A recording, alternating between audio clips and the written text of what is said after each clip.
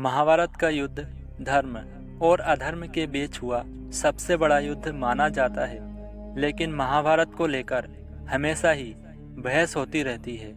आज के आधुनिक इतिहासकार इस पर विश्वास नहीं करते हैं। वहीं कुछ लोगों का यह अटूट विश्वास है कि महाभारत की घटनाएं वाकई में घटित हुई थी।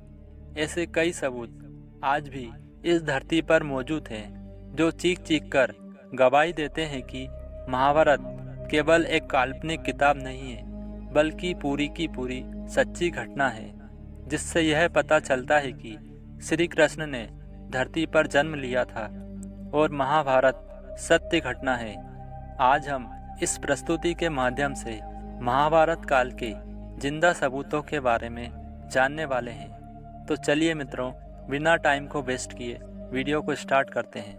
वीडियो में आगे बढ़ने से पहले आपसे निवेदन है, अगर आप इस चैनल पर पहली बार आए हैं तो वीडियो को लाइक कर चैनल को सब्सक्राइब करें, ताकि सनातन धर्म से जुड़ी सही जानकारी आपको मिलती रहे। सबसे पहले हम बात करते हैं कुरुक्षेत्र की भूमि की। यह तो हम सब जानते हैं कि महाभारत का युद्ध कुरुक्षेत्र में हुआ था, जो कि हरियाणा राज्य में स्थित है। कुरुक्षेत्र में भारतीय पुरातत्व सर्वेक्षण विभाग द्वारा खुदाई के दौरान महाभारत काल के कई अवशेष प्राप्त हुए हैं, जिसमें बाण और भाले प्रमुख हैं, जिनकी जांच में यह पता चला है कि यह 2800 ईसा पूर्व के हैं, जो कि लगभग महाभारत काल के समय बने हुए हैं। कुरुक्षेत्र की भूमि पर कई महान योद्धा वीरगति को प्राप्त हुए थे। उस समय भयंकर युद्ध में बहे खून की वजह से वहाँ की जमीन लाल हो गई थी। पुरातात्विक विशेषज्ञों ने भी माना है कि महाभारत की घटना सच थी। उस जगह पर तीरों और भालों को जमीन में गड़ा पाया गया है। दूसरा सबूत है भारत में समुद्री पुरातत्व द्वारा गुजरात के समुद्री तट पर मिले द्वारिका के सबूत, जो बताते हैं कि महाभारत एक सत्य घटना थी। महाभारत में इस बात की जानकारी मिलती है कि द्वारका नगरी जल में डूब गई थी। आपको जानकर आश्चर्य होगा कि पुरातत्व विभाग को गुजरात के पास समुद्र के नीचे एक पुराना शहर मिला है, और इसके सबूतों से यह पता चलता है कि यह द्वारका नगरी है, जिसका वर्णन महाभारत में किया गया है। द्वारिका दुनिया के लिए सबसे बड़े रहस्य की तरह है। माना जाता है कि प्राचीन शहर द्वारिका, जो श्री कृष्ण द्वारा बसाया गया था, वह पूरी तरह समुद्र के नीचे समा गया है। लेकिन गुजरात के तटवर्ती इलाकों से जो सबूत मिलते हैं, वह द्वारिका को सही सिद्ध करते हैं। कई तरह के विशेषज्ञों वैज्ञानिकों द्वारा शोध किए गए और विश्व स्तर के पुरातत्व विभाग के अधिकारियों ने कुछ सबूतों को सही ठहराया है। और जब द्वारिका सत्य है, तो महाभारत भी सत्य है। द्वारिका में एक संपूर्ण जलमग्न शहर, जो कि भगवान कृष्ण का प्राचीन बंदरगाह शहर था, इसकी विशाल किले की दीवारों, सिक्के, किले के अन्य सबूतों और घाटों के साथ समुद्र में पाया गया है, जैसा कि महाभारत और अन्य वैदिक साहित्यों में वर्णित है। तीसरा सबूत है अर्जुन का चक्रव्यूह। आप महाभारत में अर्जुन के चक्रव्यूह के बारे में जानते होंगे, लेकिन आपको पता है इस चक्रव्यूह का जीता जागता सबूत आज भी मौजूद है। हिमाचल प्रदेश के हमीरपुर जिले के 16 सिंघवी धार के नीचे बसा राजनोड़ गांव एक ऐतिहासिक स्थल के रूप में मशहूर है। यहाँ पर पांडव अज्ञातवास के दौरान रुके थे, और इसी समय अर्जुन ने यहाँ पर चक्रव्यूह का ज्ञान प्राप्त करके उसे पत्थर पे बनाया था, जो आज भी यहाँ मौजूद है। इस चक्रव्यूह को ध्यान से देखने पर पता चलता है कि अंदर जाने का रास्ता तो साफ दिखाई देता है, लेकिन बाहर आने का रास्ता पता नहीं चलता। इस जगह को पीपलू किले के नाम से भी जाना जाता है। चौथा सबूत ब्रह्मास्त्र और न्यूक्लियर हथियार। महाभारत में आपने ब्रह्मास्त्र नाम के भयंकर अस्त्र के बारे में सुना होगा। यह अस्त्र ब्रह्मा जी द्वारा धर्म और सत्य को बनाए रखने के लिए बनाया गया था, जो कि विनाशकारी परमाणु हथियार था, जिसको केवल दूसरा ब्रह्मास्त्र ही रोक सकता था। जो इसे चलाता है वही इसे वापस लाने की क्षमता भी रखता है।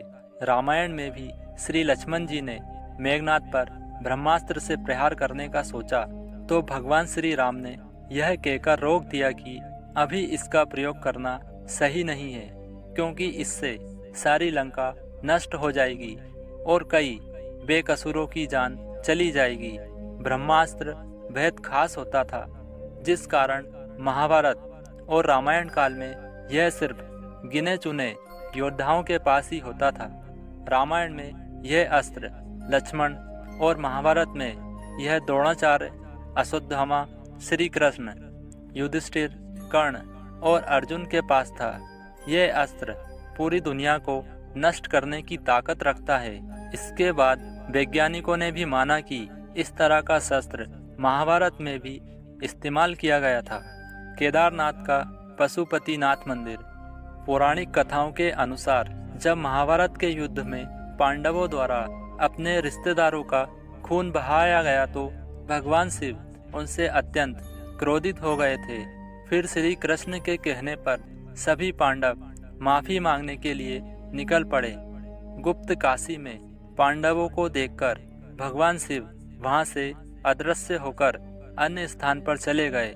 इस स्थान को केदारनाथ के नाम से जाना जाता है। फिर पांडव केदारनाथ भी पहुंच गए, लेकिन भगवान शिव उनके आने से पहले ही भैंस का रूप लेकर वहां उपस्थित भैंसों के झुंड में शामिल हो गए। पांडवों ने भगवान शिव की पहचान तो कर ली, लेकिन भगवान शिव भैंस के रूप में ही जमीन में समाने लगे। तभी भीम ने अपने बल से भैंस रूपी शिव जी को धरती में समाने से रोक लिया। फिर भगवान शिव अपने असली रूप में आ गए और उन्होंने पांडवों को क्षमा कर दिया। भगवान शिव का मुंह तो बाहर था, लेकिन उनका शरीर केदारनाथ पहुंच गया था। फिर जहां उनका शरीर पहुंचा वह स्थान केदारनाथ और उनके मुंह वाला स्थान पशुपतिनाथ के नाम से जाना जाता है। यह दोनों मंदिर आज भी मौजूद है। इसका मतलब महाभारत का युद्ध भी सत्य घटना है। सबसे महत्वपूर्ण श्रीमद् भगवद गीता।